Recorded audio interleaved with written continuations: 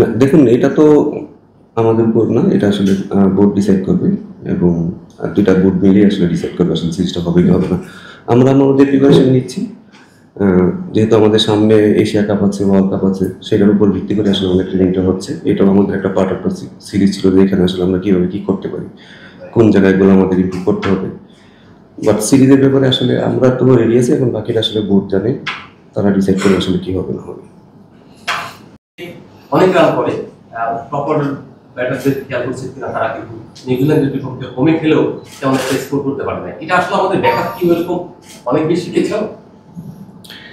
Backup না, বলুন না ডোমেস্টিক, আপনারা সবসময় ডোমেস্টিকের সাথে যখন ইন্টারন্যাশনাল একটা খেলা হয় তখন এটার বিস্তর ফারাক থাকে, যে ফারাকটা আসলে আমরা মেকআপ করতে পারতেছি না। এটা আমাদেরই ব্যর্থতা। কারণ একটা ছেলে যখন ঢাকা লিগ খেলে, আপনি হয়তো বেশিরভাগ সময় দেখবেন কি সেকেন্ড ওভারে হয়তো লেফটটা মিস চলে আসছে, বাট ইন্টারন্যাশনাল খেলতে গেলে আপনার দেখা যায় প্রতিদিন 140 কিলোমিটার বেগে বলবে তাদের ফল ফেস করতে আসছে।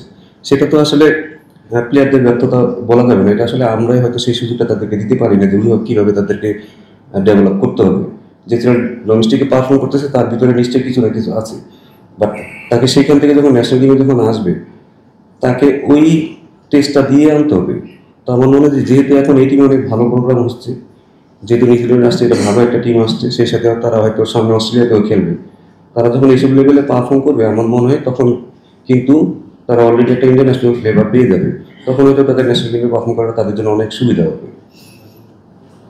স্যার, লিজন কুমার দাস ক্যাপ্টেন্সি পেয়েছেন, 26 বিশ্বকাপ পর্যন্ত ক্যাপ্টেন্সি করবেন। লাস্ট যে ফাইনালে আসলে আপনি একটা জুটি ছিল আপনাদের, সেই জায়গাটা তো তিনি সফল